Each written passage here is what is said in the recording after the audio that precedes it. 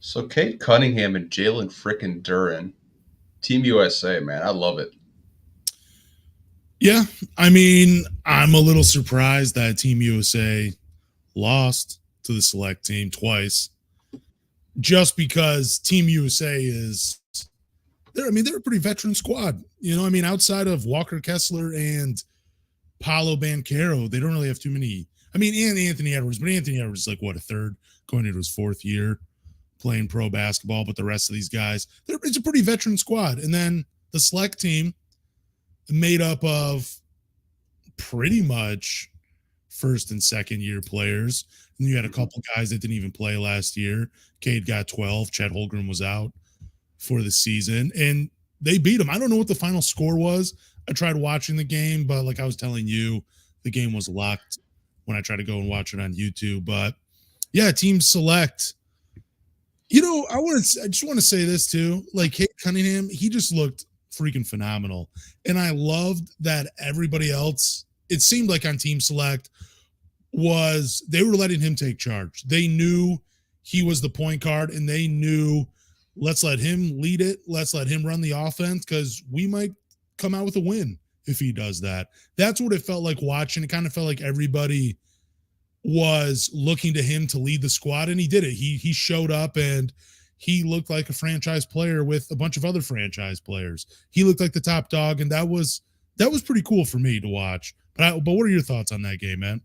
So I did look up the scores because I did watch the video before. I think it was Ball is Life I sent you. Yeah. Before they kind of made it private, apparently, which they probably did that because everyone just clipped it and put it on YouTube and Twitter. They probably got pissed off. But the first game, Cade played a little bit, but they still won.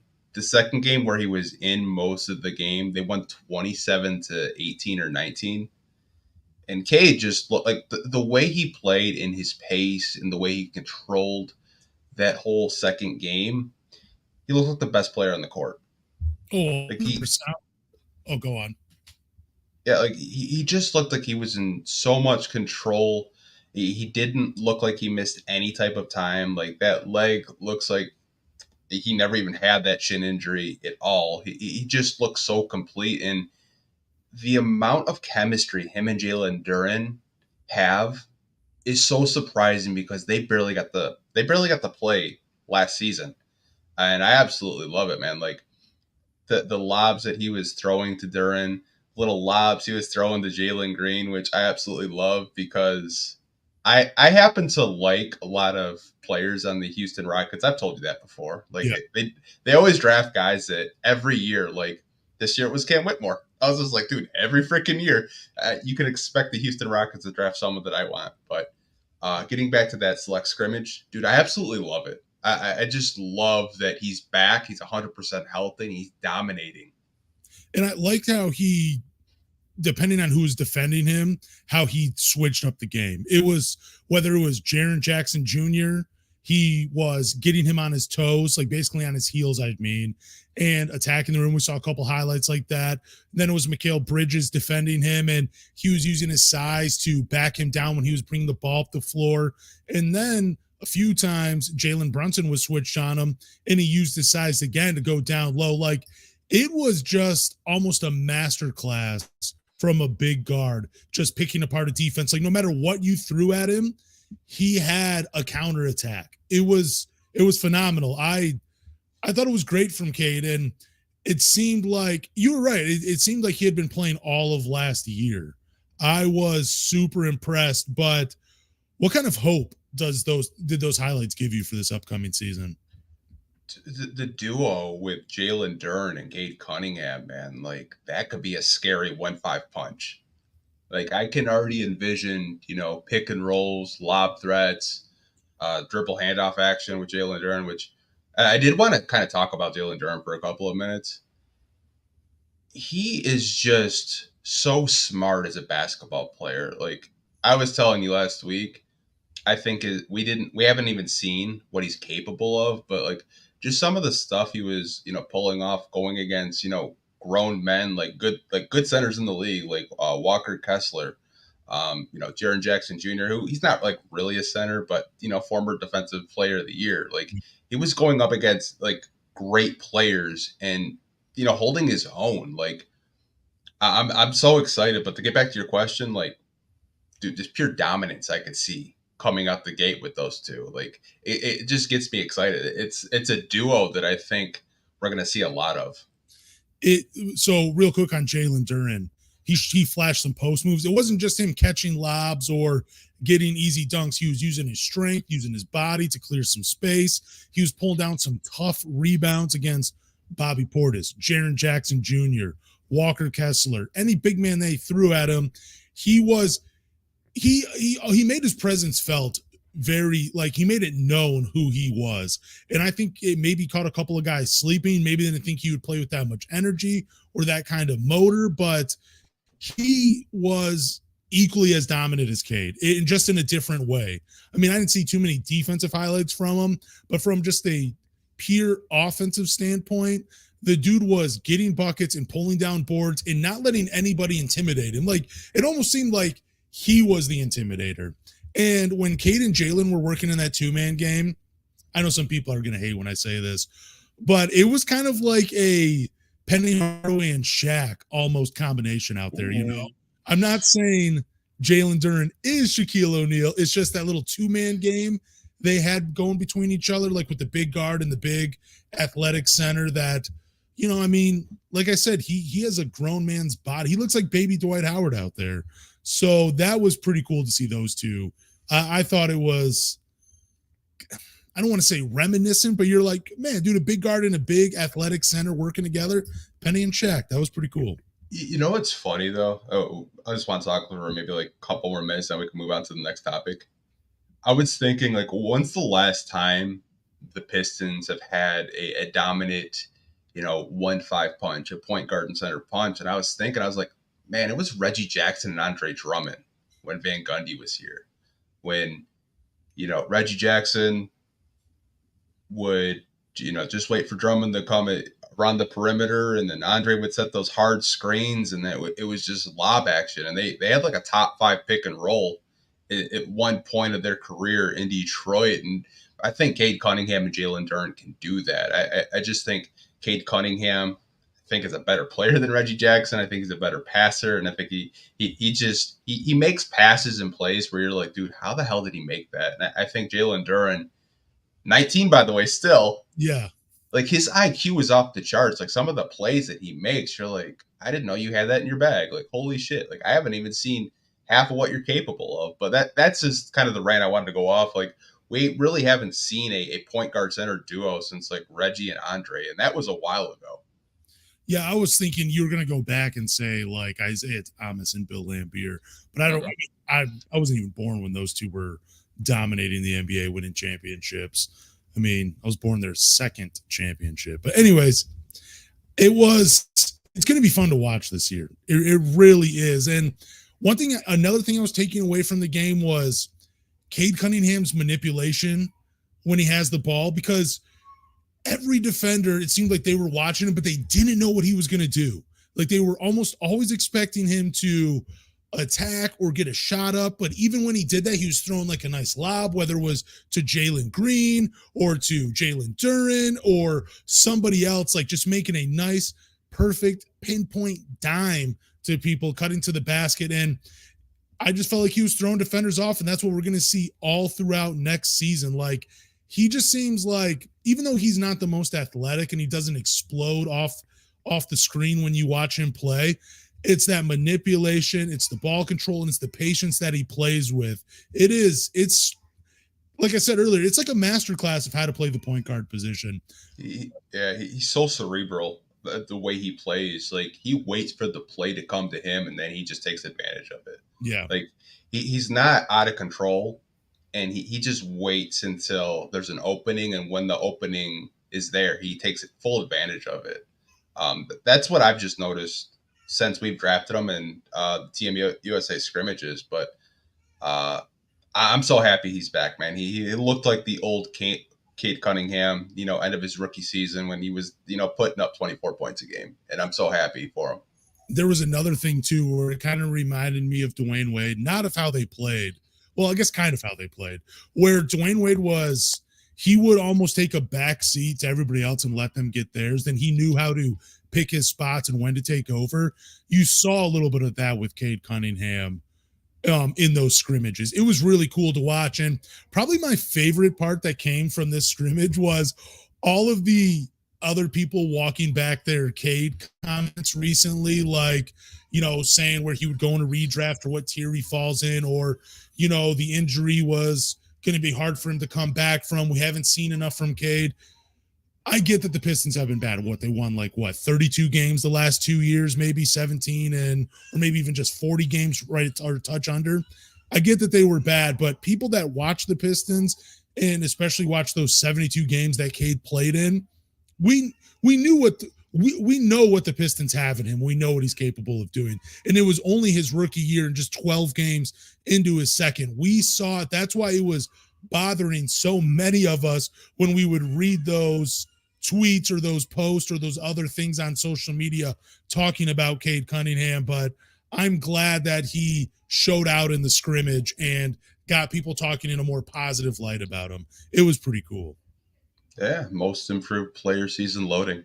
Yeah, definitely. We can move on to some news.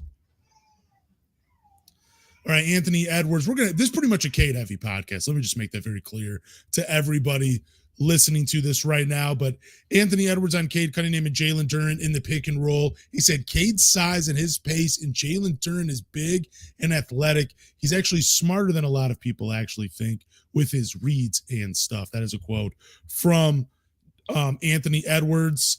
I read that and it got me thinking, I'm going to take this in a different way. But after watching Cade and Duren play together, my thoughts have changed on who the franchise guys are. I know a lot of fans point to Cade and Jaden Ivey as those two guys, and they will take the Pistons as far as they can go. Those two have to be the best in order for the Pistons to succeed. My thoughts have changed, though, after watching this scrimmage, and I'm really leaning toward it's Cade and Duren, and where Jaden Ivey and Asor will be more of, I don't want to say role players because I feel like that sometimes comes with a negative connotation, but I feel like those two players will take more of a back seat and focus on other parts of their games while Cade Cunningham and Jalen Duren do some of the heavy lifting. I don't know, but how would you respond to me saying that? Do you agree or do you disagree? So the way my brain works, you're kind of saying, I'll get to your question, but you're saying Cade Cunningham and Jalen Duren are on your T1. They're on your tier 1. Yep. And you kind of see Jaden Ivey and Asor Thompson is that tier 2. Not saying that they're bad players, but you kind of see Cade Cunningham and Jalen Duren being the focal point of the offense. Now, I don't know because I haven't seen them play together. I haven't seen them, playing consistent minutes. I think it's kind of unfair to make that assumption yet, but I could see where you're going with it. When I saw this comment, and a lot of people on Twitter, which I love people on Twitter, I love Pistons Twitter, they said Anthony Edwards to Detroit. Okay, yeah, that would be. But I love this from Anthony Edwards. I don't know if you watched the video. I think I did send it to you. Yeah, I may have sent you a link, but Anthony Edwards had a really hard time with Cade Cunningham. Yep. He was just yeah, man, you don't really see point guards that are 6'6" or 6'8". That's still a mystery, by the way. I don't know how tall Cade Cunningham is. He's 6'6" or 6'8", but he's saying, his size, his pace, it's really hard to read. I don't know if he's going to go slower or if he's just going to, go fast. That was cool. But I think what I really took away from this quote was him praising Jalen Duren, saying, that kid is big, he's strong, but he's smart. You guys don't know how smart he is. He knows when to cut, he knows when to set a pick, he knows when to pass the ball. He's a very smart basketball player, and that just kind of reassured me. We had last week, we were talking about who are the 3 best prospects, and I think we both had Jalen Duren in there, but it just kind of reassured me that Jalen Duren was worth trading for. And I think Troy Weaver does deserve some credit and a pat on the back for that, getting that kid at 13th overall or 12th overall. I don't remember where he was drafted, but absolutely love these comments from Anthony Edwards, and I don't know, maybe we will see him in Detroit. You never know. Oh, I don't even want to get thinking about that. That would be pretty cool to see Anthony Edwards playing with Cade Cunningham in the backcourt. No, I reading it again and hearing what you're saying about Jalen Duren, it's hard to, that's something I'm gonna have to look for more from him this year, like when he makes his cuts, the reads, and everything else you need to do on the basketball floor. Because when he was drafted, you heard me, I thought he'd start in the G League, but because I thought he was more of just like a physical specimen, more of a guy that relied on his athleticism than his basketball IQ. I thought that was the part of his game that would have to catch up to all of the things that, you see and you watch. So to hear it come from another guy like Anthony Edwards, just to talk about how smart of a basketball player is and how he knows when, like you were saying, like how he knows when to cut and knows how to make the right reads, like that's pretty cool. And I think it's more of a testament to Troy Weaver too, because he's always talking about finding his right guys, and it's more than just personality and it's more than just athleticism, but it's guys that know how to play the game of basketball. And I think all of us can get excited because the four players that we say are the core, Cade, Ivy, Duren, Asor now, they all seem to be guys that just don't rely on their athleticism, but they rely on their basketball IQ. And it's going to make for a fun little run these guys are going to go on in a few short years. But I don't know. Again, though, back to my original point, it really got me thinking that these are the two main guys, and the Pistons will only go as far as these two take them.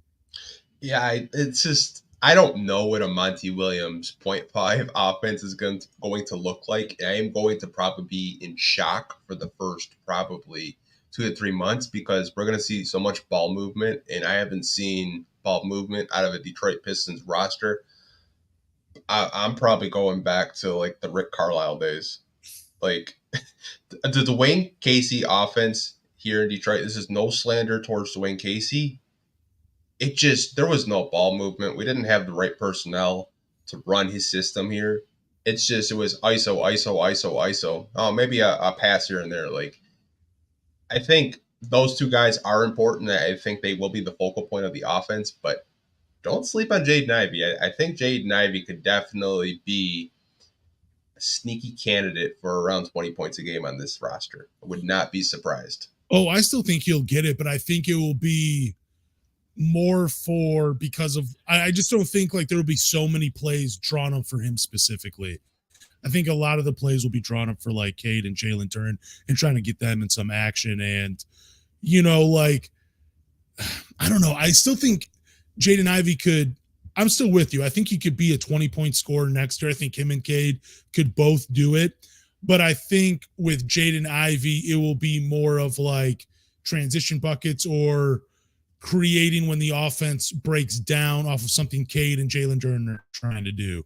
That's kind of where more I'm getting at. But yeah, real quick on Dwayne Casey's offense. But didn't he try to play the 0.5 offense? I thought James Edwards had tweeted something like that out a couple months ago where Dwayne Casey was trying to get them to run the same thing.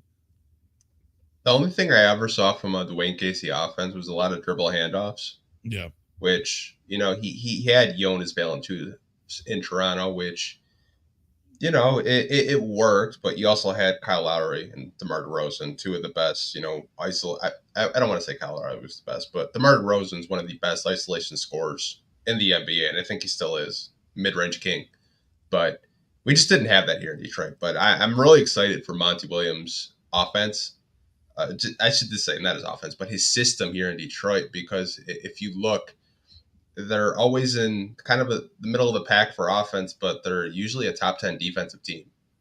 Like, you can go look at his, Phoenix Suns team, and that's something I'm really excited for, because we were like I don't want to say we're dead last defensively, but we were basically at the bottom of the league. We should have been. Yeah, but we weren't helped. Like we lost our best player, but still, I'm really excited though.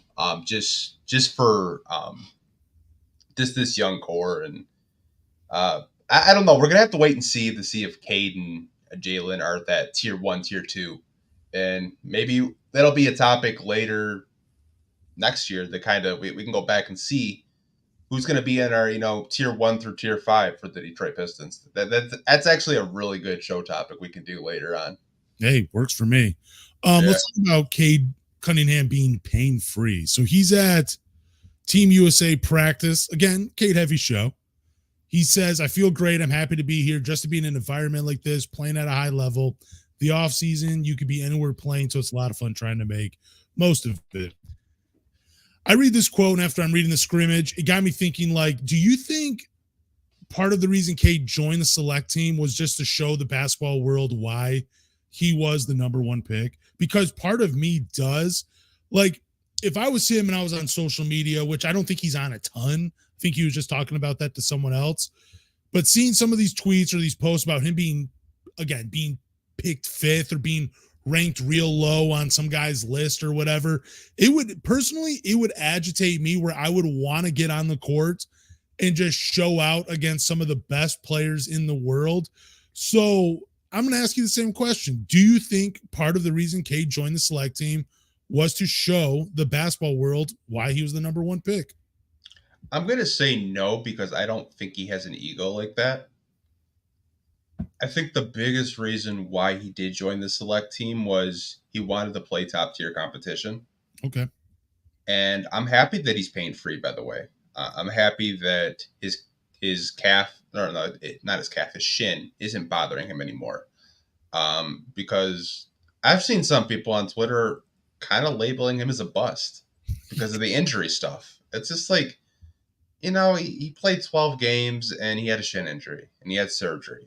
There are players that had the same injury that are still playing in the NBA. I think Drew Holiday was, a recent player that had the same injury and he's still playing at a high level. But I think the biggest reason why Cade did join the select team and not the senior team was he wanted to get those reps in, but he also wanted to, physically prepare for the NBA season. And I think the chemistry him and Jalen Duren are building during the select scrimmages is something that, they probably wouldn't get to do until training camp. And someone in the comment section said that Steve Kerr actually separated Jalen Duren and Cade Cunningham, which I find absolutely hilarious. Really? Yeah, I guess they were playing too well together. They were kicking the senior team's ass. But I think the main reason he went there, just to get the reps, going against some of the best up-and-coming young NBA players, because this is like the youngest USA team I can remember in recent memory. Like, I don't think there's an NBA champion on this Team USA roster. I think they're fairly young. I was reading, they were like, I think it was an NBA.com article saying, like, this is the youngest USA team roster that they've had in quite a long time. I think Bobby Portis, he won one with. Okay, yeah, Portis. I don't know if Austin Reeves was on the team when. Was he a bubble? He wasn't a bubble player. Mm-mm. Okay, so not him then. Well, I mean, Anthony Edwards, like what Pat Bev said, it was like winning a championship when they won in the first round or a play-in game or something like that, whatever he said. Yeah. No, I mean, I'm happy that Cade Cunningham's pain-free as well, and I did not know that about about Steve Kerr separating them. But there was another part where I forget who tweeted this out. It might have been the USA account, or might have been the Pistons account. But Cade Cunningham was talking about, like, when you're with Team USA, it's like being part of a real team where you have real practices, a real schedule, and that he felt like because I think he's still doing some rehab right now for his injury, that he said he wouldn't have been able to really be a part of all the activities and really be a part of Team USA while they're practicing, because he still has to do some of his own rehab. So I think the injury more than anything really caused him to miss out on Team USA, which, I mean, it's the World Cup. It's still going to be fun to watch. And I'm sure, when it comes time to the Olympics, he's still going to get a call to maybe potentially be on the team as well. But I don't know. Again, being pain-free, being able to show out against some of the best players in the world, building that chemistry with Duren, which I'm glad to. I think that's a really underrated part that a lot of people aren't talking about. Having that extra time to play with one of your teammates against NBA, pretty much like an all-star game, essentially. Yeah. And to, again, show out, but to build that chemistry with your big man, getting a little two-man game going where it works so well, where a coach is like, fuck, switch these guys, don't let them play together. That's pretty cool. And A lot of guys just don't get that in the off season. You know what? It's really funny. This is a topic I saw and I thought it was really interesting. So they're making Cade Cunningham play like Luka Doncic Yep. because Team USA is already like, yeah, we're probably gonna, make the quarterfinals or the finals. We want to be mentally prepared for Luka Doncic, so they had him run kind of like a Luka centric offense, which I found like as a compliment, like Steve Kerr and Grant Hill and Tyronn Lue, like they're using him in that like Luka type of offense, and I found that really interesting that the coaches kind of feel that Cade is capable of kind of like playing that type of offense, and that's what they kind of see, like what he could possibly maybe do for the Pistons, kind of being like that focal point of just being that point guard, being a point guard that's gonna be in a high pick and roll all the time. So I found that interesting. I don't know about you. No, definitely. But I also think it's like, man, how much scouting are these guys doing for the regular season to go up against Cade and the Detroit Pistons? They're like, we're going to try to take as much as we can because we got to find a way to eventually stop this guy from doing like a Luka impression during the NBA regular season. It seems like Cade is really starting to get popular, but also like scaring the rest of the NBA too now that he's coming back from this injury because again, he is a real special player. I wouldn't say he's like generational. I hate when people throw that around, but you can just see the potential. And it feels so good now because like we've been talking about him for so long and we knew how good he could be. And it always felt like there were some people out there like, well, of course you're going to talk about Cade Cunningham the way you are. You guys are Pistons fans. It's like, well, no. We're not just doing this because we're Pistons fans. We're doing this because Cade happens to be a really good basketball player. And we just all cannot wait for him to be able to show out. And now that NBA coaches like Steve Kerr are complimenting him like that, it makes you feel good as a fan and as a podcaster, as someone that talks about the Pistons, because we weren't just blowing smoke up each other's butts. It was just Cade happens to be a really good basketball player, and we were kind of right. Well, I think we're kind of spoiled also because not every NBA fan is going to watch 82 games of the Detroit Pistons. Yeah. I think we can both agree there. The casual fan might just watch some highlights on YouTube or, catch some NBA TV where they play maybe 10 seconds of Cade Cunningham. So I think sometimes we can be biased towards our players, and that's okay because we are a Detroit Pistons podcast. But we also want to kind of tell you guys, like, Cade Cunningham is a special player. Yeah. And we knew he was special. And I think sometimes when you don't get to watch someone night in and night out, maybe you sometimes forget how great they actually are. Yeah, I mean, I still feel like though there are times we talk about other players from other franchises where we give them credit but I also feel like we do a pretty good job of being like subjective where we're not always just talking about the Pistons in a positive light. We're those type of fans. But again, glad he's pain free. We do got one more quote though from Cade Cunningham on his injury, and I'm going to get to it right here in a second. He says, I feel healthy again. My leg isn't a problem for me right now. So I think that's the biggest difference, just that I can just play freely and not think about my body too much. When I read this, I was wondering like, damn, dude, how much pain did it cause him for him to throw off of his game? Like, I know when you come into the NBA, you're going to hit that rookie wall. You're going to struggle with your shot. Efficiency might not be there. But I'm just wondering, do you think it had more to do with him being acclimated to the NBA as a rookie, or like the injury was really throwing him off? I think it's an injury where, he had a lot of discomfort with it, but it's hard because I'm not a doctor and I don't want to like act like, I know what he's going through because I have no idea. I don't know what he went through. I don't know what he went through like rehab wise, but from the footage from this past season to you watch the scrimmages, it seems like he has more lift off of his legs. Doesn't really seem like he's favoring anything. I think there was a video with Texas Rank and he dunked. Like I don't think I saw Cade dunk in 12 games last season. Mm. He's dunking in, scrimmages, open runs. Now, mind you, they're not. Some of these runs aren't, high caliber NBA players. They might be, former college basketball players or, friends of whoever's, holding these open runs. But he seems like he's healthy. The leg isn't bothering him. He seems like he's got more. Seems like his legs are a little bit more fresher, if that makes sense.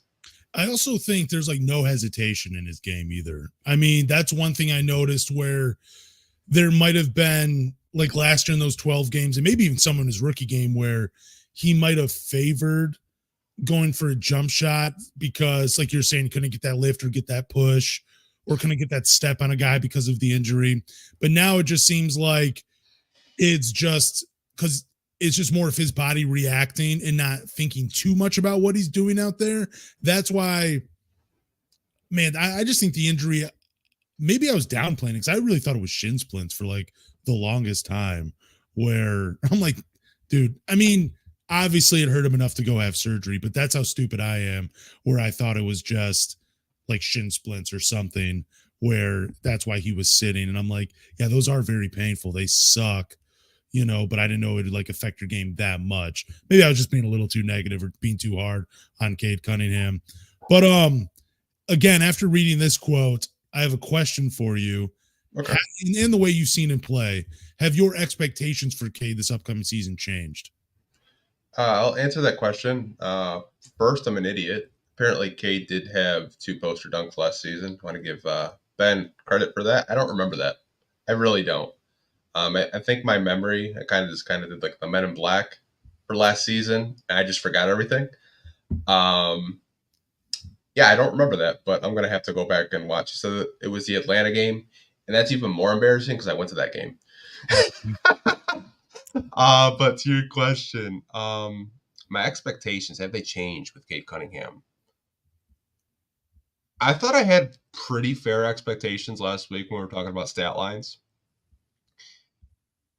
I don't know. Like, you could take that a lot of different ways. Like, what are my expectations? I think for him, I think he's capable of 25 points a night. Okay. I think you said 24, 7, and 7 last week, I believe. I think if the Pistons want to compete, Cade's got to score 25 a night. So what about this though? Because after I watched that and after like reading all these quotes coming from him and, seeing no hesitation, seeing him get that lift, get that push, exploding more to the basket, I'm thinking all-star too. A few years ago, or I think I said on Twitter, like, I think maybe around year 4, I said that's when he would become an all-star. But the way people have been talking about him on social media platforms, I'm starting to think like his popularity is only going to grow and that there's going to be a real chance. There's a real chance that I think he could be an all-star this upcoming season. And I think with being 24, 25, 26 points per game, 7, 8, 9 rebounds, 7, 8 assists, whatever it is, that's going to help. But just his popularity with him being healthy and how just like these footages of him coming out, these highlights, like they are cool. Like, I mean, again, not a real explosive athlete, but it's almost like a cool way he plays the game of basketball, like all calm and patient and under control. Like a lot of people can't do that. So I just think like my expectations, they've been raised a little bit with him coming back from this injury and seeing how, the rehab is going and how there doesn't seem to be any lingering effects this early in all of it. Like I didn't even think we would see Cade Cunningham play NBA competition until preseason, maybe because I didn't think team select was a real thing, like a real opportunity for him, let alone, being asked to be on the Team USA roster or, some of these pro-am games. I thought he was going to take it light. I thought he would just be creeping in the shadows, just waiting for his opportunity. But it's been way ahead of, at least it's been way ahead of my schedule of him playing basketball. Like I'm not a doctor or anything. Like I just go off of what I read on social media or what alert on my phone, but it is really cool. And seeing him play this way has raised my expectations. Maybe again, not from like a stats perspective, but just from, there might be some more accolades or some more honor with it coming for him this upcoming season. Yeah, like because that's such a vague question. Like, did my expectations, for Cade like rise? But I just don't know because like you could watch the select clips, the highlights, and be like, okay, yeah, like the chemistry with him and Duren is there. He's blowing by Tyrese Halliburton. Him and Keegan Murray have instant chemistry. Him and Jalen Green, who are I wouldn't say Cade Cunningham and Jalen Green are rivals. It's just more the Pistons Twitter and Rockets Twitter fan base trying to make it a rivalry, and it's not. Like he threw him a couple lobs. Like Cade is just one of those players where he can play with anybody on the court and he can make them look better. And I think that was my biggest takeaway with the select stuff. And even in the open runs in Dallas, Texas, I think it was a week or two ago, like his shot looked great. Like his 3-point shot looks amazing. And I think that's something that we talked about last week where we're kind of concerned, like, will that 3-point shot be consistent? I think it will. It's just, he couldn't really get too much lift off of that leg last year. And I think he will this year. I'm not going to say he's going to come out shooting 45% from three, but I think he can shoot league average from three. And I think if you ask a Piston fan, Cade Cunningham shooting league average from three, they're happy with you. They're happy with it. I think that adds to my expectations, though, too, is just how he played with everybody else. Because, he made everybody look good. I mean, it was cool seeing him throw a lob to Jalen Green. It was cool watching him play with like Naz Reid and, Jalen Williams. That was cool to see him get out on the floor with those guys. And I think if you're just a basketball fan, maybe not necessarily a Pistons fan, you want to see a guy like Cade play with your favorite player and kind of like dream about the scenario if those two were to team up. And I think that's what you get from an all-star game. So yeah, I'm gonna say, I think Cade Cunningham is going to be an all-star this upcoming season. So you changed your opinion a little bit. Oh yeah, just a little bit. I thought it would be year 4. I'm saying this year he'll be. So I said that a couple weeks ago, and you looked at me like I was crazy. Well, I didn't see these highlights yet. Now I'm with you. Well, I knew he was him. Cade Cunningham. Like I already knew that. I knew Cade was that guy. So well, I'm not surprised by any of this. I thought too, though, like he wouldn't get any credit this upcoming year. But I think with playing with Team Select and playing and scrimmaging against Team USA, against some of the other Pro-Am highlights, that is just only going to help his case of being an all-star, because now people are already talking about him now. So there's going to be an eye on him, a more positive eye on him. Because I think when you watch him now, like if you had any injury concerns, you can pretty much just wipe those away and you can just stop talking about that. And you can just focus on what he can do on a basketball floor. And I feel like this was a good appetizer coming up for the main course, which will be here in a few months when the regular season starts. I can't wait. Like, I think was it September's preseason games or October? I think it's October. I think training camp's not till September, which I don't know how we're going to do a show for the next like month and a half. We might have to do some Q&A episodes because there's not going to be any freaking topics.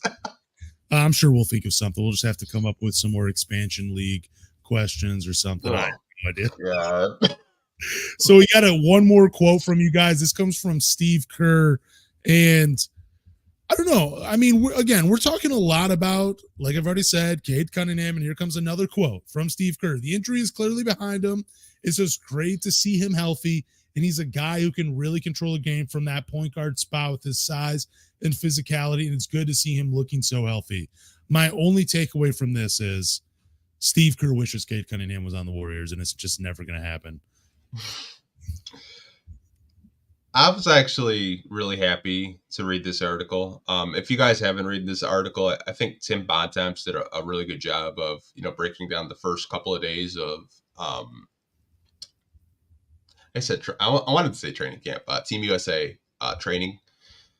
Well, training. I guess it is training camp. Whatever, scrimmages. I think my main takeaway with this is I don't think Steve Kerr wishes that Cade Cunningham was on the Detroit or on the Golden State Warriors. I think that Steve Kerr is just like kind of looking at Cade saying like, man, I'm glad he's in the Eastern Conference. I'm glad because there's already Luka. Like, can you imagine if you had Luka and Cade in the Western Conference and you got to see those guys maybe anywhere from 3, maybe 4 times a year? Like, as a coach, I'd be stressed out. Oh, it'd be hard to game plan, especially with like all the other pieces around Cade Cunningham. Who do you like? Speaking of those two, though, who do you think has the better roster? Like, I know, like, just take the Pistons hat off, but if you're looking at the Dallas Mavericks and the Detroit Pistons, what team do you think has done a better job of putting talent around their star player? The Mavericks or the Detroit Pistons? Luka or Cade Cunningham? I would say the Mavericks jumped the gun because is Luka it was just way too good, way too fast. And they just went all in, and then they have terrible contracts. But they do have some good players on the roster. I'm not going to say that their roster is trash. I mean, they have Kyrie Irving, they have Luka, Tim Hardaway. I really like Derek Lively. Yeah. I think he's going to surprise a lot of people. I think he's exactly what they need. Don't know if he's going to play because Jason Kidd is the coach. But taking my Piston hat off, I think if you're just talking about in the short term, Dallas has a better roster. In the long term, the Pistons will have a better roster long term because they're on rookie scale contracts right now, and no one's really breaking the bank. Outside of Boeheim this year, and then it'll be like, him and Stewart next year. So I think the Pistons have a cleaner cap space, and I think long term they will be better. But in the short term, right now, Dallas is a better. I think roster wise, it's a better team. But I think in a few years, Luka Doncic will not be a Dallas Maverick. See, I think the Mavericks they tried to simplify it by putting players around Luka like just 3-and-D guys, where I felt like you should have. I'm glad the Pistons didn't take that approach, just trying to put 3-and-D guys around Cade Cunningham. I'm glad they tried to put other shot creators, other playmakers, guys that can go out there and get you a bucket like a Jaden Ivey. I'm glad that they put an athletic center like Jalen Duren around him that has shown, shown that he has like a little touch from like almost 15 feet out or even the 3-point line, even though we didn't see a lot of that at his rookie year, but we saw it this offseason. I'm glad the Pistons have done that. And I think it would have been very easy for Troy Weaver just to say, yeah, the model is what Dallas has put around Luka. That's the model we're going to follow. And I don't think it would have worked out as well. I'm actually, even with my Pistons hat off, if I'm looking at both these rosters, and I get you got a sexy name like Kyrie Irving. Who wouldn't want to play with Kyrie Irving? He's an incredible, talented basketball player. I just think what you were saying, the Mavericks, they tried to put a winner around Luka too soon, and I feel like they kind of failed in that regard. And now they're trying to play catch up with them when what Troy Weaver has done, you're putting more like standout basketball players around and you're not trying to simplify their game. You're trying to have their games grow around Cade Cunningham and not have them just all take a back seat and say, well, forget about all that other stuff. We just want you to do these two things, shoot and play defense. But the playmaking, the driving, the isolation stuff, the shot creating, forget all about it. And I'm glad. So I would say I think the Pistons have done a better job surrounding Cade Cunningham with talent than the Dallas Mavericks have with Luka Doncic. Yeah, I don't really blame the Mavs because when Luka came out, some people really didn't have him being that great. Yeah. And I just think they spent way too much money and they're kind of screwed financially. They have no draft picks. I think they have like one 2027 draft pick that they're hoarding just in case another, disgruntled star does become available. But like, if you're talking long-term future, the Pistons are set up to be more successful than the Dallas Mavericks. And I think you kind of have to look at the organization as a whole because they've had Kristaps Porzingis, now they have Kyrie Irving. They've paired Luka with some, top tier players, and it just hasn't worked out. Now I know they did make the Western Conference Finals, but Luka was exhausted, man. Like he was carrying that team on his back. I think what he needs is a dominant center. That's what he needs. He needs some pick and roll action. Like I know they had Christian Wood. Who knows if Lively can be that guy? But like I really thought they were going to get Ayton this summer. It just kind of felt like the move if they wanted to make it. But as a Piston fan, I think the Pistons are set up to be a better team in the long term. The way Troy Weaver has built this team, building through the draft, not overspending in free agency, keeping his cap space open up. So in the long term, when you look at the Pistons, when that star becomes available and they want to go do it, they will have the cap space to do it.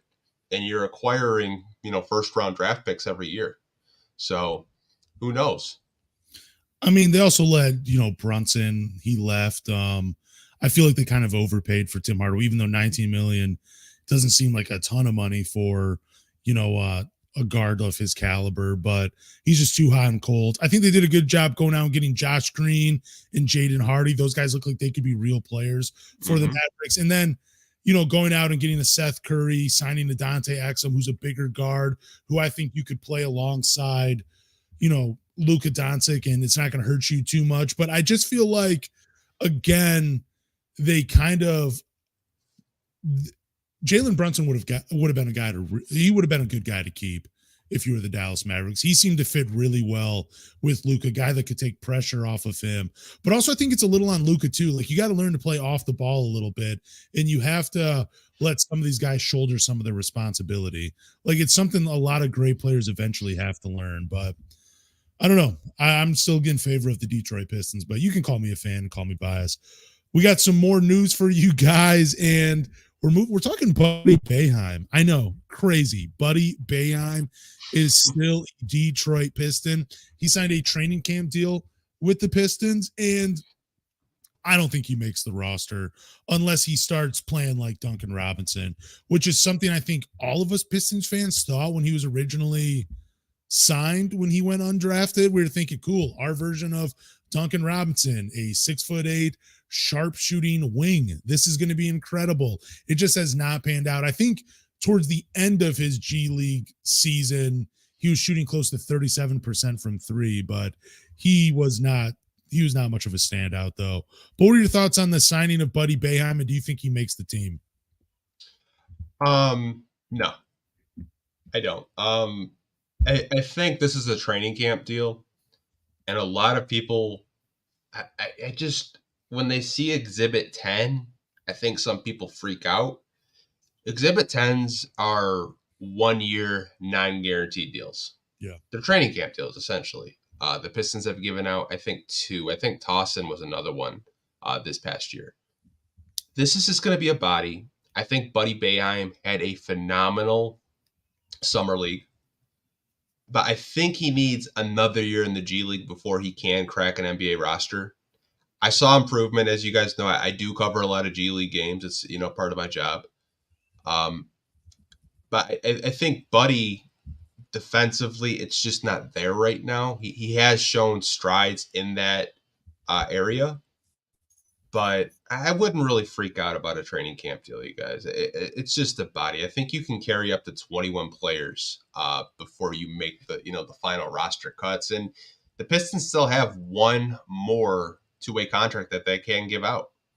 So I don't know who's going to be that third two-way, but I'd assume it's going to be maybe someone on this roster. Maybe they'll give it to Xavier Simpson. Oh, Xavier Simpson wasn't a two-way, was he?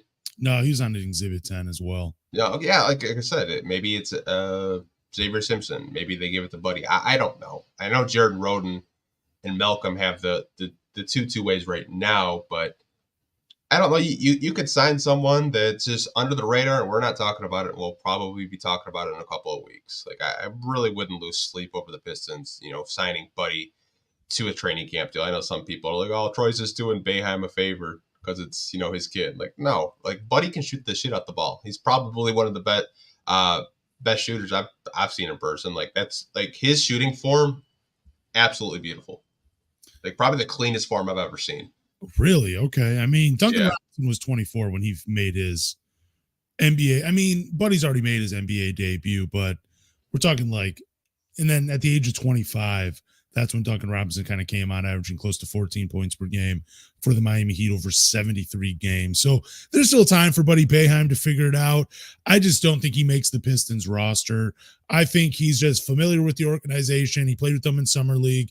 Why not see what you have in the kid before, he goes on to other places? But this is really just, it's a slow offseason. That's why we're talking about Buddy Boeheim. Yeah, I mean, like he's a good G League player. And I think he'll cook in the G League. If he's still gonna be on the Motor City Cruise, I'd love to see it, because he did have a lot of games where, he was just a flamethrower from three. He kind of played that Duncan Robinson role for the Cruise.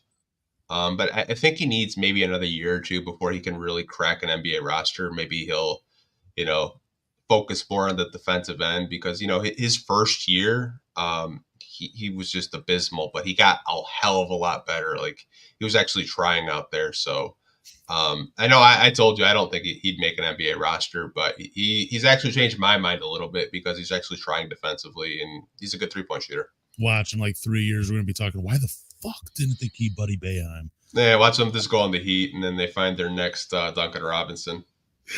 That would just be pretty crazy. We do got a trade rumor. Okay. We're gonna talk about here right now, and that is with the New Orleans Pelicans. They're reportedly interested in trading for Jared Allen or Isaiah Stewart, which is just crazy. The Pelicans want to upgrade their center position, are looking to trade for a center under contract. And Jared Allen, he is under contract. I think he's making 20. We talked about this last week. Is it 25 million he's making? And then Isaiah Stewart, he just signed his new contract, which I think goes into effect next season at around 16 million, which is going to look really favorable. Shriver is a genius. Just want to get that out there.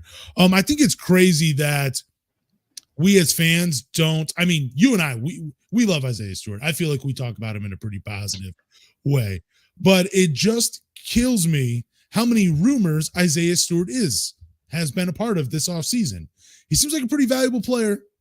And I get the impression other teams around the league have watched his progression from his rookie year, and they believe he'll take another step as a shooter, like so much of us think he will.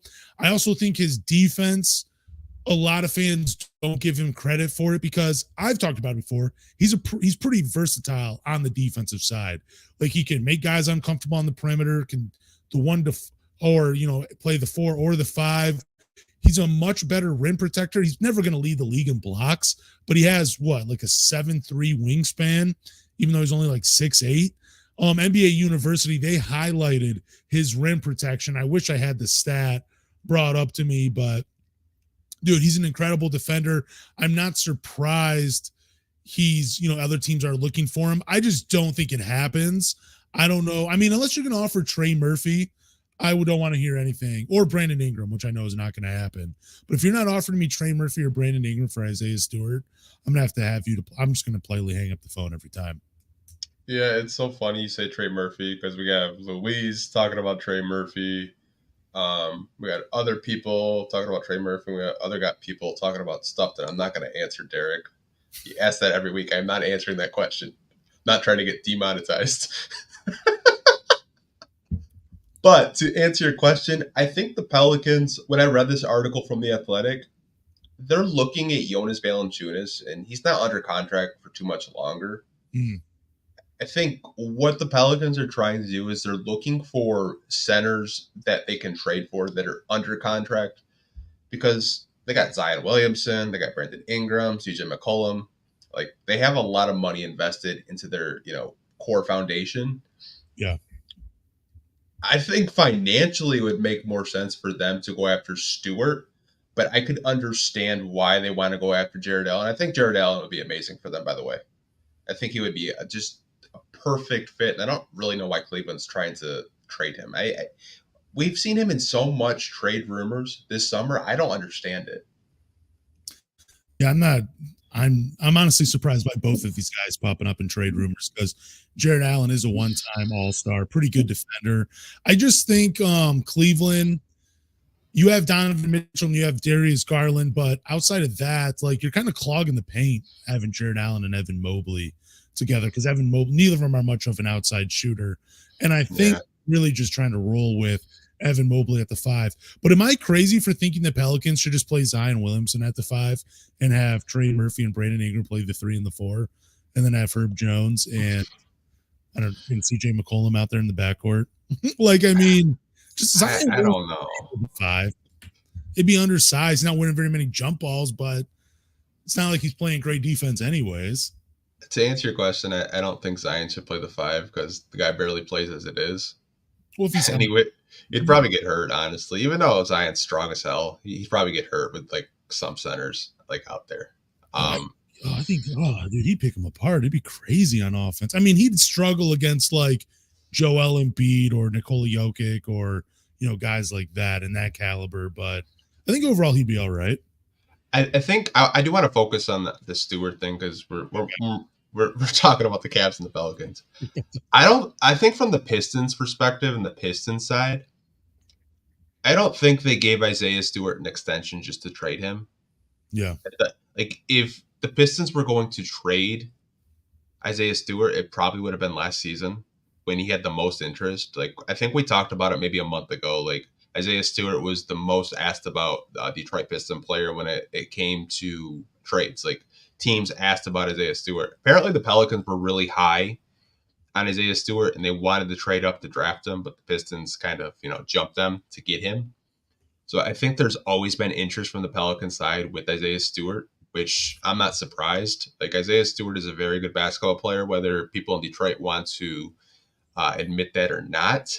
I think Isaiah Stewart, I've said it a couple of times, I think he's our glue guy. He's one of those guys that you want to keep because he's just a good foundation piece to just kind of keep everything together. Like you need those glue guys on your team. And I think Troy Weaver and, the Pistons front office think very highly of him. And so do I. I don't think he's ever going to, average 25 points a game, but he's going to be a guy that can switch defensively. I think that 3-point shot is a real thing. I don't think it's a fluke. Some people think that he can't shoot from the outside. I think that 3-point shot could be something to keep your eye on this season. I think he could easily shoot 33, 34% from 3. I just think for the Pistons, if you're going to try to trade for Isaiah Stewart, Troy Weaver asked for 2 first-round picks for Boeheim. Couldn't imagine what he would ask for Isaiah Stewart. I think the contract thing too, like I got into this with someone on Twitter just a little bit ago. And I think the contract, I think it's pretty fair for Isaiah Stewart. I honestly think in a couple seasons, we're going to see like, damn, that's like kind of like under market for him. And I think that's like, if he had showed out this season, like if he's shooting like, I don't know, 34% from 3, like you were saying, that contract, he's not getting 16 million. He's getting much closer to 20 million, if not over 20 million, if he's shooting that well from the outside. So I think it was, some people look at it as a move that might have been made too early, but I think it's a way to have more cap control going forward when the team gets better. I want to give Troy Weaver some credit real quick. I think a lot of us are very quick to judge the contracts that he does give out. But the Marvin Bagley contract, like everyone was freaking out. Dude, $12 million for Marvin Bagley? Are you kidding me? Go look what happened this summer with all the contracts. Like everyone got grossly overpaid because the CBA is going up.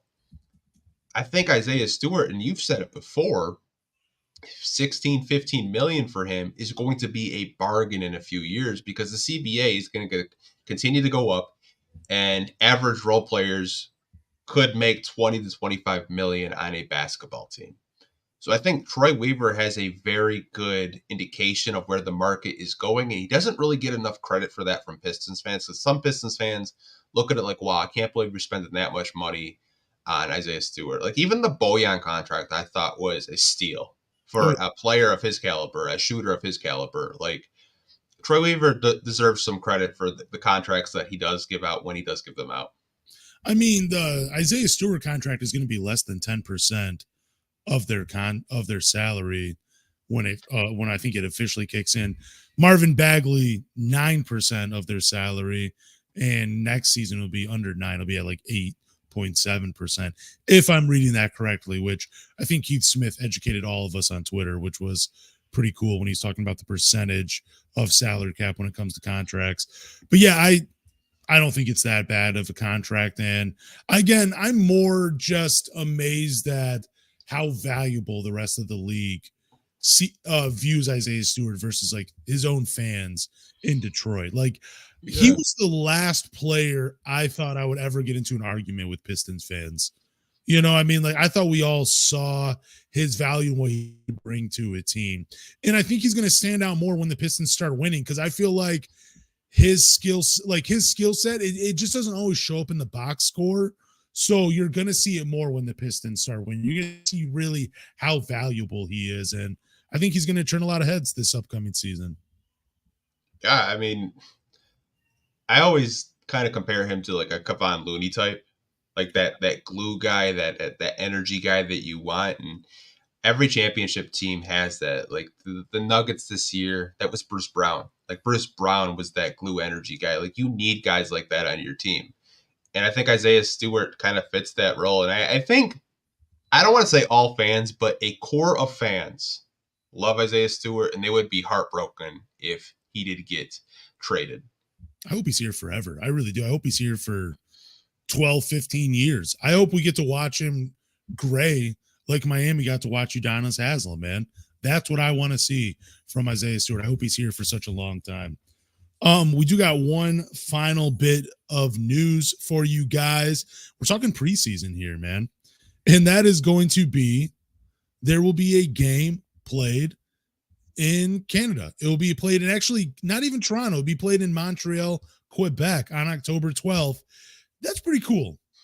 I'm honestly not surprised though, because Canada, they're becoming such a great fan base for basketball. And I mean, they have so many players in the NBA right now. Like you look top to bottom of the Canadian national team. It's a pretty damn good team put together.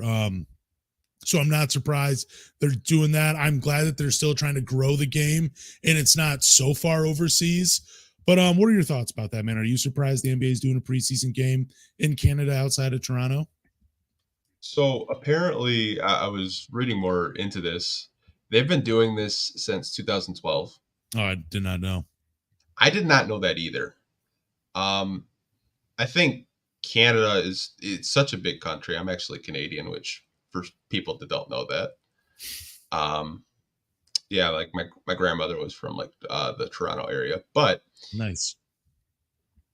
I think it's cool, but I'm kind of pissed because preseason games are really cheap to go to. You're seeing it from that perspective. Okay. Yeah, but apparently we're playing OKC twice in the preseason because someone had leaked out that they're playing in Montreal and then they're playing again. But I don't know if the Pistons are going to be home or away. But I think it's cool that they're expanding over to Canada, you know, different cities, whether it's Toronto, Vancouver, Montreal, all of them. Like Montreal is a very beautiful city, by the way. If you guys have never been, definitely go to Montreal. Very beautiful city. Do you think that we'll see another team in Canada? Maybe Vancouver. Maybe they bring it back. Maybe. Yeah, it's like the Hollywood of Canada, so I can see it working there. No, it didn't work there the first time. I don't think we'll ever see another team in Canada, man. Like Toronto, I don't know. I love Toronto. It's fun. I hate when the Raptors come to town. Like I hate that. But you know, because like there's so many Canadians, there's so many Toronto Raptors fans, I should say, that show up and fill out LCA. But let me tell you, this year, you're not going to want to come to Detroit, like, because this is going to become more of a rivalry where it's going to be, this is a public service announcement. And this is not hyperbole or anything like that. This is just me saying it could be bad for you guys coming down to Detroit. We're talking Pistons fans. They might get a little riled. They might get a little rowdy. They might want to try to, you know, get a little handsy, and maybe there's a couple fights that break out down here. Okay, don't bring your women, don't bring your children to Detroit for a Pistons game if you're a Toronto Raptors fan. it can be dangerous for you guys. Let me tell you.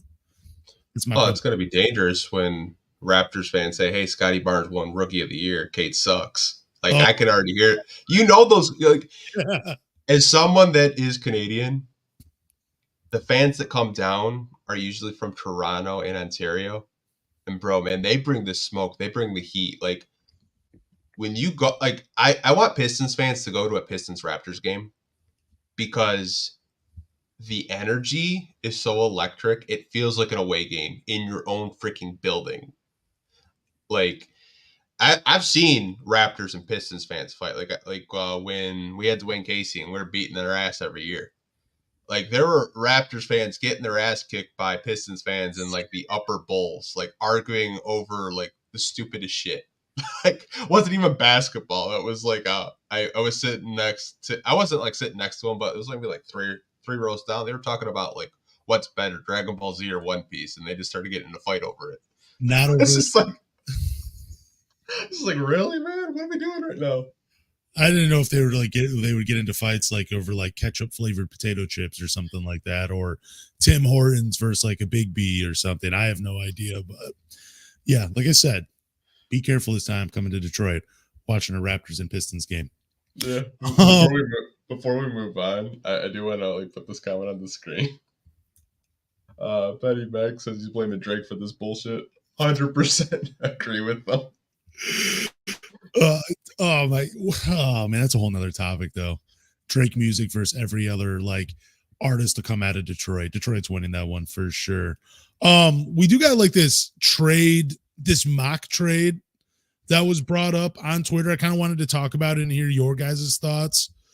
Well, hear your thoughts, Anthony. Okay. And it is a trade with the Lakers because this seems to always happen. Every time we do a podcast, there's always some type of trade with the Lakers. Lakers receive Boeheim and the Pistons receive Rui Hachimura and Jared Vanderbilt. This comes from James Piercy of NBA Analysis. First question is, would you make this trade? First off, before we do get into this trade, I don't take anything seriously from NBA Analysis. Okay. And I don't think anyone else should. Like, it's not your fault. You don't know. Like, NBA Analysis is probably like a Walmart Clutch Points. Like, they're terrible. Okay. Like, I saw their 3 trades that the Pistons could make, and they had OG Anunoby in there. Like, come on, man. Like, there's no way the Lakers probably make that trade. I don't even know if the Pistons would make that trade either. Really? Okay. I kind of like this trade just a little bit. So I kind of think it's an overkill or they're overspending for Boeheim. Like, he's a fantastic player, don't get me wrong. But Rui Hachimura, he came on for the Lakers late. I mean, he averaged 11 points, 5 rebounds. He only did shoot 31% from 3, but I think he shot closer to 37% or something like that in the playoffs. I just got to pull up those stats real quick to see what he did in the playoffs. Oh, he actually shot 49% from 3 for the Lakers in 16 games, which is just crazy. I don't know. I like Rui. I think he's a solid role player, a guy that can get it going night in and night out. I like the role that he plays for the Lakers, and I could see him playing a 3-4 spot for the Detroit Pistons. That'd be kind of cool. Like, you could spread it out with Duren at the 5. That would be pretty nice. And then I like Jared Vanderbilt because defensively, I think you can get pretty creative on that side of the ball with him on the floor. Now, he's not much of an offensive player. He's not going to like wow you on that side, but he's a pretty good defender, man. And I think this is a huge win for the Detroit Pistons. Now, I don't think this is an actual trade for the that the Pistons would do, but I think if it was on the table, I think Troy Weaver might bite on it. Yeah, I just don't think we need Jared Vanderbilt. Like, we have so many centers, bro. I thought he could play a little bit all over. I thought he was more of like a 4 or like a 3, like defensively. You know what my biggest problem with this trade is? Hypothetically, well, I'll play devil's advocate. Okay. Rui Hachimura and Jared Vanderbilt wouldn't play like that here. Ooh, okay. You have to remember when players play with LeBron James, their stats get inflated like crazy, and you think you think they're nice, and then when you sign them, you're like, dude, these guys suck. Like LeBron just elevates everybody, and I'm like, I'm not a LeBron stan, but like I know if you traded for Rui Hachimura here in Detroit, he would do okay, but he's not shooting 40 plus from three Oh, here. I He's don't just not. do that, but No. I mean, he's a career 35% 3-point shooter.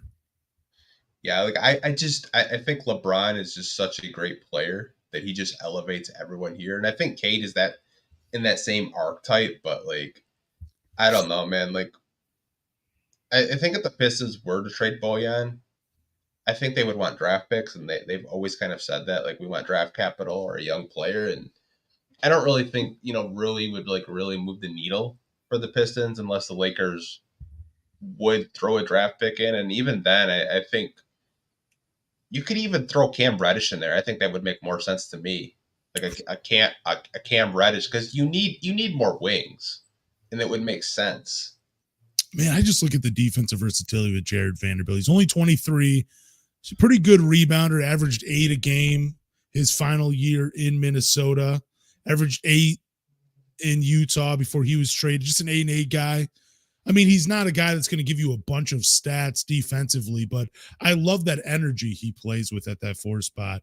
And I feel like you could even go small with him at the 5. Like, I feel like he's kind of like Isaiah Stewart in the terms of like just bringing you defensive versatility.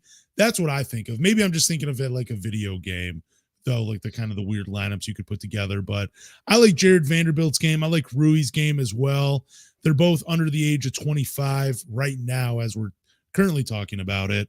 And I don't know. I think they could both bring something. I don't think either of them are going to be all-stars or like real standouts, but I think that they know their roles now in the NBA, and I think that they could both actually help you win. I don't think they move the needle that much in the win column, but I do think they can help a team win some games. And yeah, I just want to help the Lakers. That's my thing. I think they would actually get kind of worse losing these two guys. I mean, I know Bojan he's awesome and he played great for us last year, but I think playing with LeBron, you would really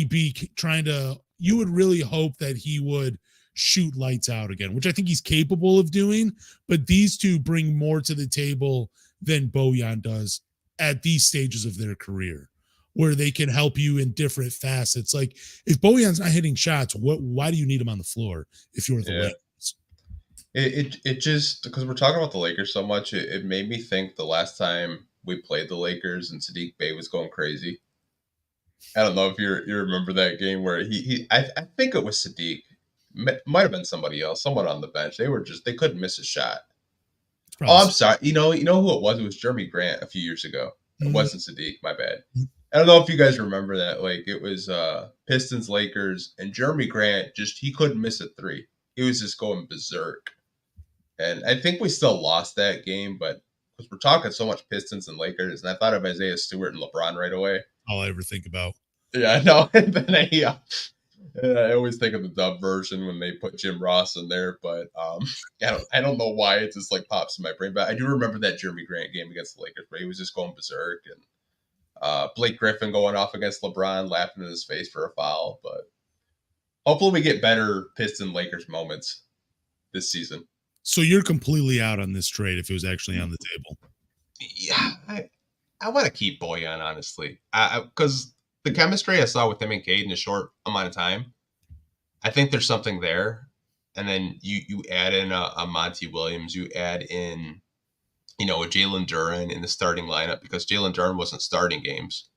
I think Isaiah Stewart and Bagley were starting in the preseason. So I think there's something there, and I don't think Bojan is going to be a guy that they lean on as heavy this season. I could even see his minutes like kind of taking a dip, like maybe 27 a game. Okay. Do we have any Q&A questions? Did start one, and this is from Luis. So shout out to Luis. He's always really active in our group chat, and time to time you do see him on here. He said, "Do you see a trade before the season starts?"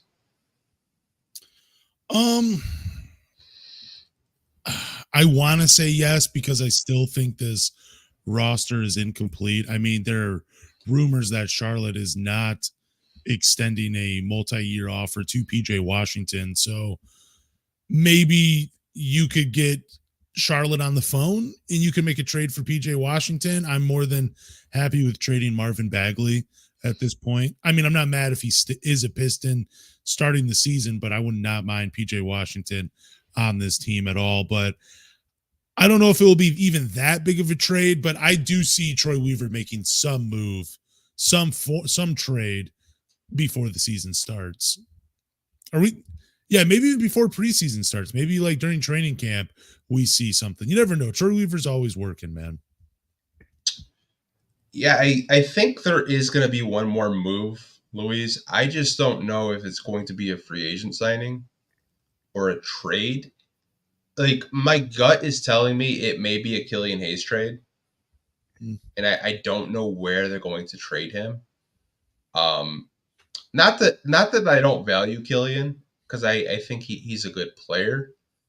It's just I don't really know where the minutes are going to come from since you did sign Monte Morris, and I think he's going to get a bulk of the minutes. But if I did have the, place a bet, I think it would either be Killian Hayes or maybe Marvin Bagley. I'm not entirely sure. I think the Pistons are still extremely high on both, but you never know. Maybe a trade comes available to you and you can't, not accept it because it's a good trade. I just don't know what position they're really going to look to fill. Personally, I hope it's small forward. I really do, because I just don't know how much I'm going to get out of Livers this season. Because I've seen like you and Wes talk about Livers at the 4 on Twitter, and I don't know if he could suit up for, let's say, 60 games this season. I just don't know. Yeah, it's always the biggest question mark. Health with him. I think he actually talked to Omari about that. I think he dropped an article. And I think Isaiah Livers pointed that out too. Like his biggest, the biggest thing for him is just being injury free going into the season and staying healthy. I know it's not the most popular thing to say, like trade Killian, and because I know there's a lot of Pistons fans that want to keep him, and I can understand why. If there's an injury, he's on your bench. And you don't have to maybe sign someone on a 10-day contract or look in the G League. Maybe you just have him on ice just in case there is an injury. You never know. Maybe. I don't know. I'd rather just see Malcolm Castellan at this point. Give me the other French lefty. I do got a question, though. This comes from Cameron. I wanted to ask this on the podcast. Okay. He asked, if Jalen Duren develops a jump shot or a three-point shot, does he stay at center or move to the Pistons starting power forward? If he develops a jump shot? Yeah. Like, could you see him playing the 4 if he develops a jump shot? Probably not. I wouldn't be surprised if you saw a Wiseman-Duren combo. Not to say that they'll start, but maybe it's, that's just staggering minutes off the bench. I think that's something where maybe Wiseman plays center and Duren plays the 4, because they did run that action a lot in Summer League. Maybe there's something there that Monty likes, but I think long term, even if Duren does develop, a jump shot, I think he's still going to be your center. I don't think they're going to move him to power forward.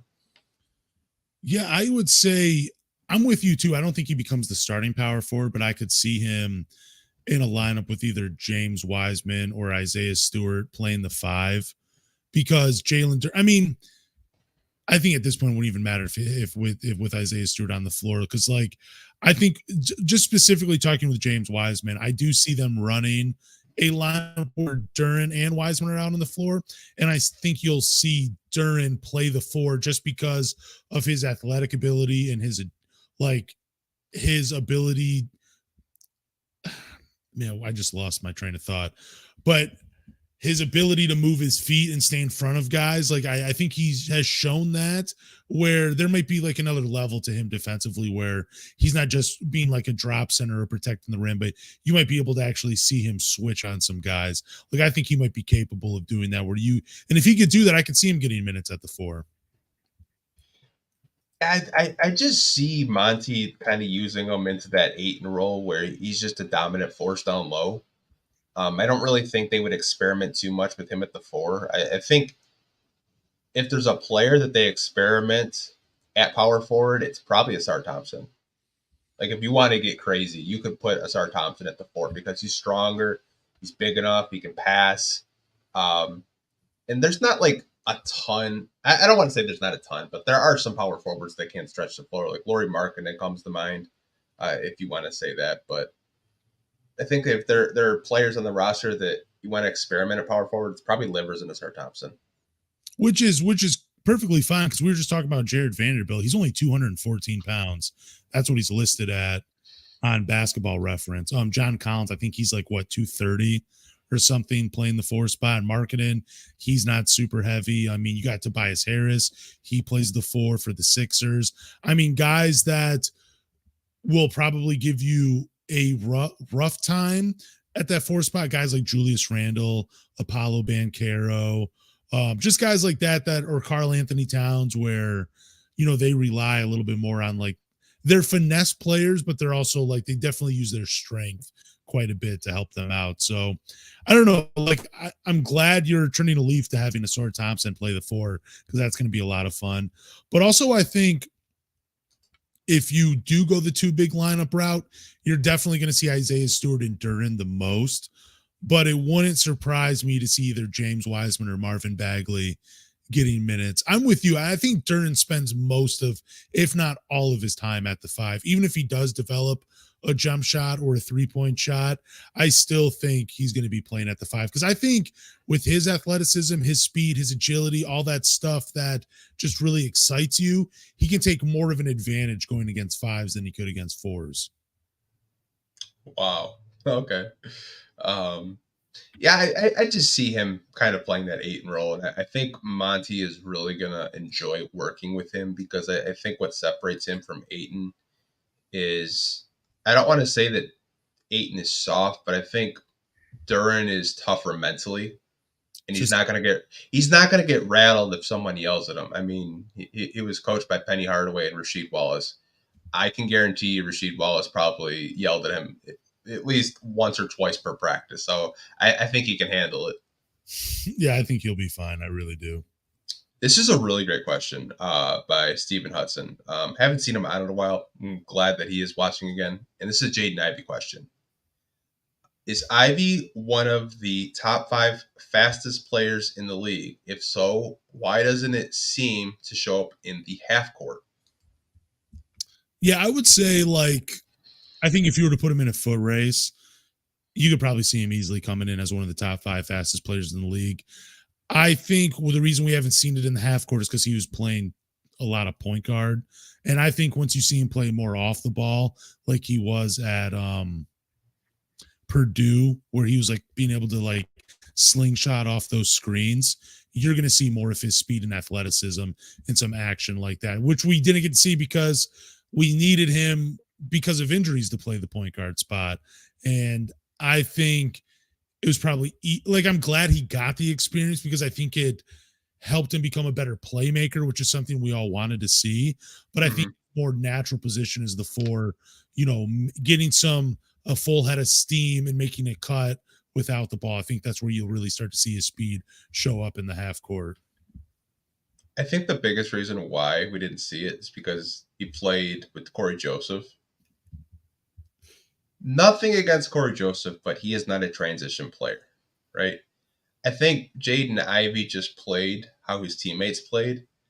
I think if you had an Asar Thompson and a Jaden Ivey, I guarantee you those guys are going to be running like crazy. I think Jaden Ivey is capable of, just playing a transition game in the half court, Steven. I just think we had slow players on the roster last year. Like, I even saw Boeheim, like, in the beginning of the year, he wasn't really running too fast, but eventually playing with Ivy, he was like, okay, I got to run a little bit faster. This kid plays really fast. But I also think, the coaching staff told him not to play out of control, too. I think the coaching staff, like, really hammered him in the summer league, like, let the game come to you. We don't want you, having like 10 turnovers a game, because I think that's something that a lot of people assume that he was going to be like this Russell Westbrook light and, just run in transition, dunking on everybody and just playing like that, which I think he's capable of doing. But I think sometimes when he does play fast, his decision making isn't always the best. But I think he's capable of playing that fast transition game in the half court, Stephen, though. But I absolutely love this question.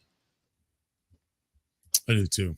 I just think we're going to see it more with with better players out on the floor, but also, like less responsibility as a playmaker for other guys. Yeah, I think it's really hard to play that fast too. Like he had mentioned John Wall, John Morant, De'Aaron Fox. All those guys, like John Wall in his prime, man, was a freaking blur. Like he could run up the court so damn fast. Like I remember using him in 2K, man. It was so crazy. Get John Wall in 2K, man, you're winning that game. But he's such an underrated. I was looking his stats up the other day. He was a 5-time All-Star consecutively, 5 years in a row. I did not know that, but I'm not surprised by that. Blew my mind. I completely forgot about it. I used to love John Wall too. Oh, it's a shame he got hurt. It is. I can't believe it. Dude, NBA Central's been like putting out like so many like fake articles. Like, did you see the Cooper Flag and Bradley Beal bullshit? Oh yeah, where they were like Cooper Flag talking trash to Bradley Beal. Yeah, and then they said John Wall's playing in Italy, and he said, I'm not playing in Italy. What the hell are you guys talking about?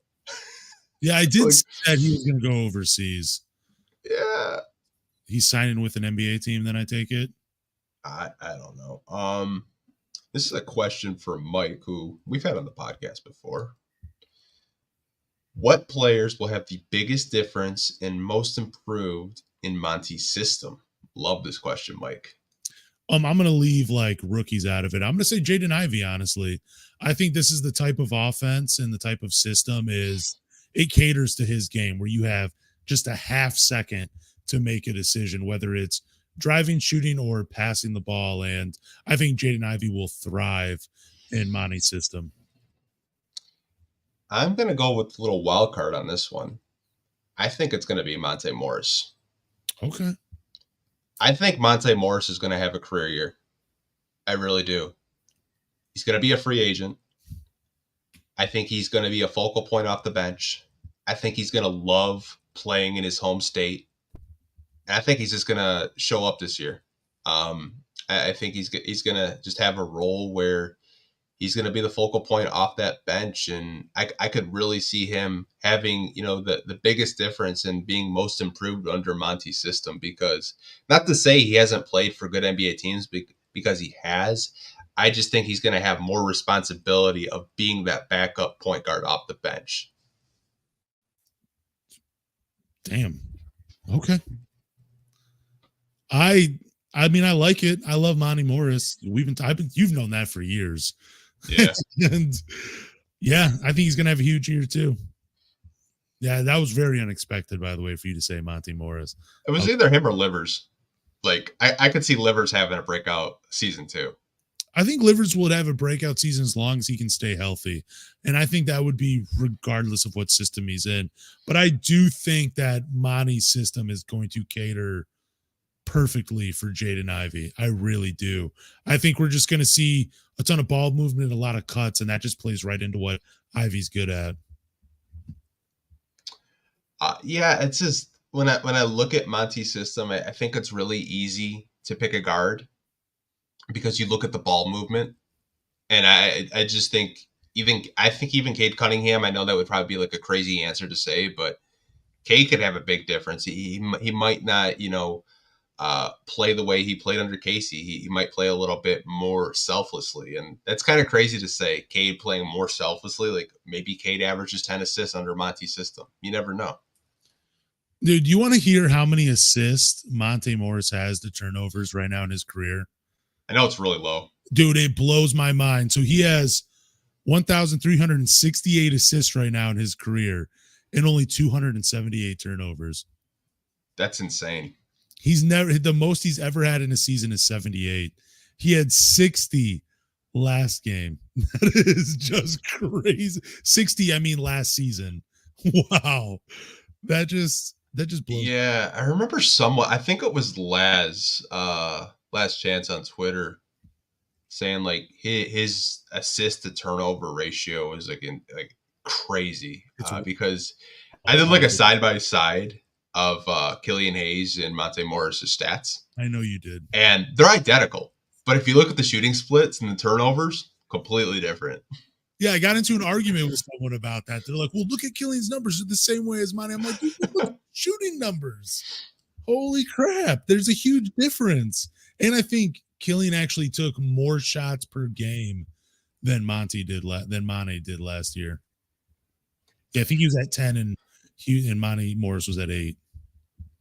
This is a really great question from Sam Malik, and it has to do with centers, which we have a lot. It's a question. Why do we have so many centers? To make matters worse, NBA mock draft currently has the Pistons with the first pick in 2024 and picking another center in Aaron Bradshaw. I'm going to go check Tankathon because if that's true, that's actually hilarious. If they do have them taking another center. Okay, they have us drafting Justin Edwards.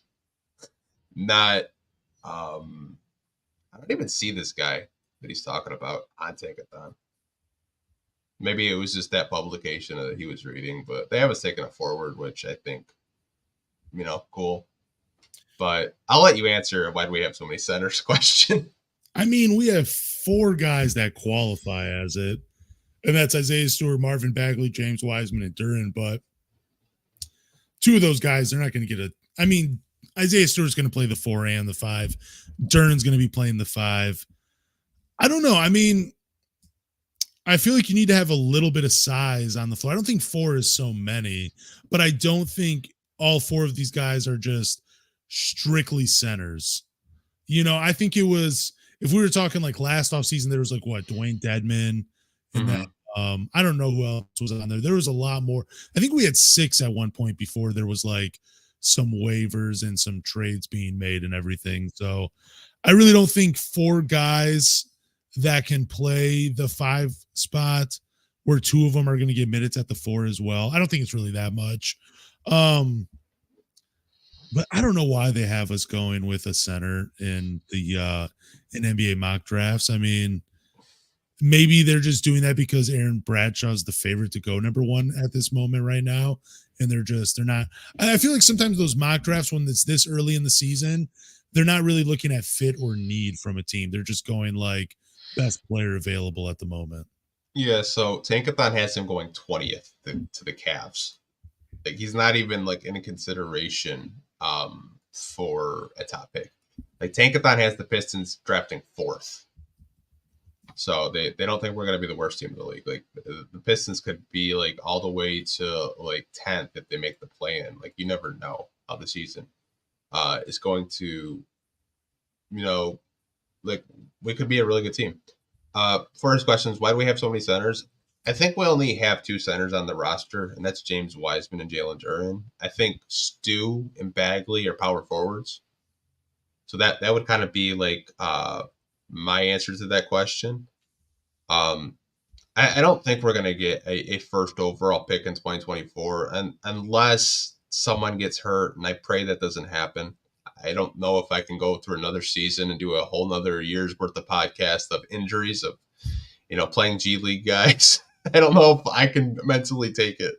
So NBA Draft.net has the Detroit Pistons number 1, and they do have them taking Aaron Bradshaw number 1.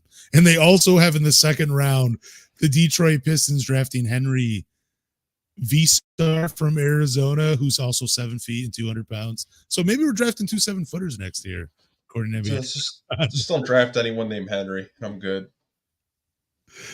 Oh man, remember? Didn't I think I tweeted out there was that kid, like he's a foreign player. He's like a 6'10" guard, and I was just saying one more year of tanking, and we got our 3-man. Good Lord, man. Like, I did see that a couple of months ago. I was just like, dude, he does not mean that. He really doesn't mean that. There was one question on here that I forgot to start, but you guys are commenting so fast that I can't keep up.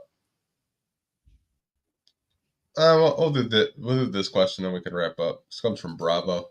Kind of feel bad because he asked a lot of questions and I can't keep up with all these comments coming in. Yes, do you see Monty Williams using 8 or 10 or 10 to 12 man rotation likely? I see a 10-man rotation for throughout the season. Mm-hmm. And then if they were to make the play in, I think like what most teams do, they kind of scale it back to like 8 or 9 guys. But I think through the season, I would see 10. I wouldn't see 12 guys getting minutes regularly for the Detroit Pistons. And I think we've done a breakdown before, but like Cade, Jaden Ivey in the backcourt with Morris and Burks, that would probably be your backcourt. That's 4 right there. Then you have Boeheim and Asor and Isaiah Livers getting the threes, getting minutes at the 3. That's what, 7 guys right there. Then Duren, Isaiah Stewart, and James Wiseman. Yeah, that gives you about like what, if I'm doing my math right, that's like 10, 11 guys right there. So yeah, I would say about 10 guys would get minutes. I mean, I could see 12 at the beginning of the season because you could throw Joe Harris and Marvin Bagley into that mix as well. But I think throughout the season, it'll definitely be about 10 guys getting minutes regularly for the Pistons. And then once they get into the play, if they get into the play, it'll be around 8 guys, getting minutes for the Pistons. But yeah, I would stick with 10. Yeah, I would say to start the season, you probably go 12 just to see what's there. Like you said, and like a lot of people had said in the comments, you got to see what you have first.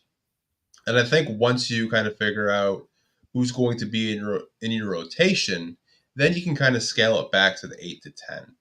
I don't think it's going to be as freely with Casey. Like, I feel like Casey had like a 15-man rotation at any given point because the team was just so bad.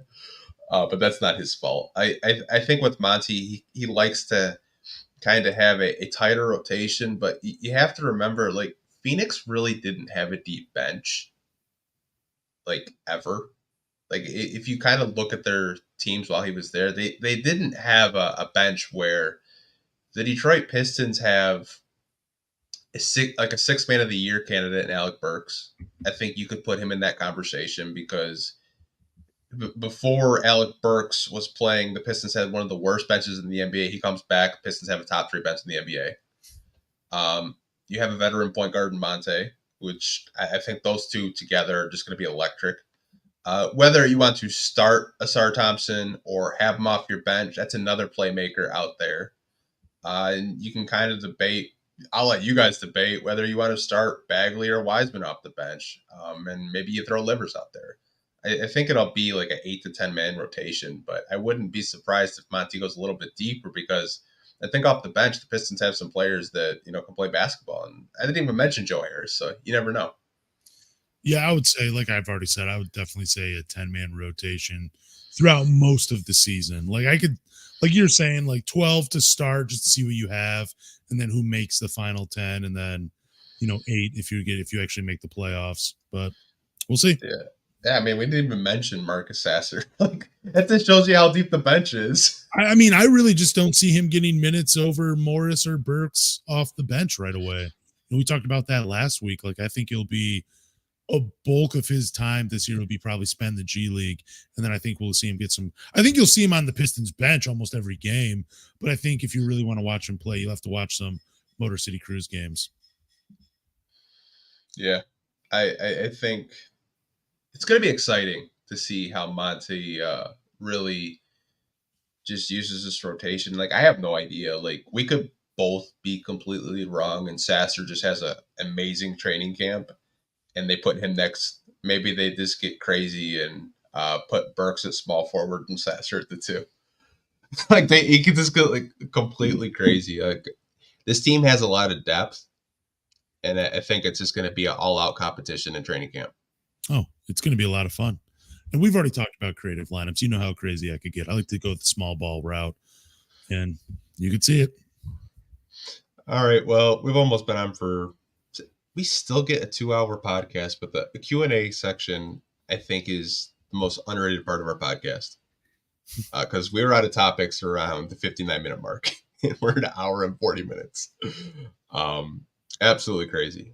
But why don't you tell people where they can find the podcast, how they can support it, and where they can follow you at? For sure. Thank you guys for listening to the Pistons Talk Podcast. And do us a favor, go to Google, Apple, Spotify, or wherever you listen to podcasts and subscribe. After you subscribe, leave a review, drop a rating, but more importantly, tell a Pistons fan. Peace, guys.